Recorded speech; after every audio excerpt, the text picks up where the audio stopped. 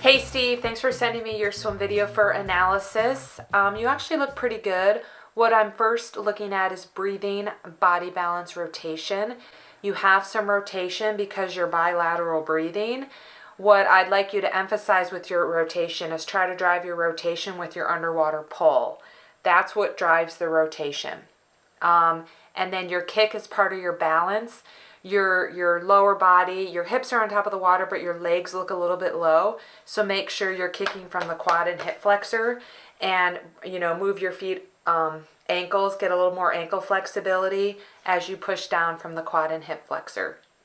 I counted your strokes per length. You were averaging about 34 strokes per 25 and about 30 seconds. And so when you add up 34 plus 30, that's called a Swalf score. Yours was 64. You're definitely taking too many strokes, and the reason why is there's not much power behind your pull. So we'll get to that in a second. So after breathing, body balance, rotation, I'm looking at the three main phases of the stroke. Recovery, trying to get your fingertips below your wrist, below your elbow, and bringing your arms up a little bit closer to your body. Right now, you tend to pull a little bit wide, like a little bit of a paddleboard-ish.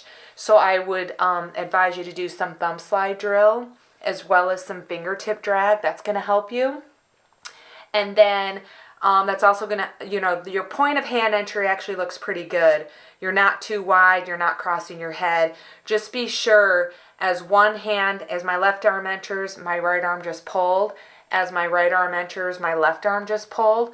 And it's that underwater pull that drives your hip rotation. So I think when you can get your arms a little bit higher elbow, a little bit closer to your body on recovery, that's going to help you set yourself up for a fingertip, wrist, elbow, hand entry, because right now you're a little bit wide and you're kind of putting your hands in like this, your elbow and your hand in at the same time. So fingertip drag, thumb slide drill, eventually maybe some fist drill to really engage your hands entering steep and on an angle, because really what you're lacking is, and I already said it, is power behind your pull. You're cutting your hand out really short. You're not pushing all the way past your hip. So when you get a deeper hand entry, you're going to get a deeper catch, and I want you to pull past your hip because that's going to drive your body forward. And once you get more power behind your pull, again, past your hips, scrape your thigh, you're going to start taking less strokes. So my guess is once you really start focusing on pushing your hands past your hip, you're probably going to easily get down below 30 strokes.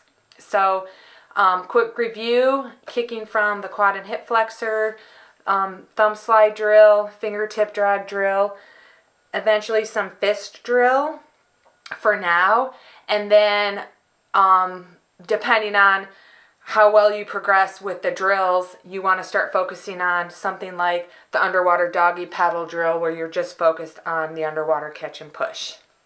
So hopefully that helps. Again, we want to get your stroke count down first below 30 and then closer to 25. So if you have questions, comments, or concerns, shoot me an email, leave me a voicemail at speakpipe.com/endurance hour, and make it a great day.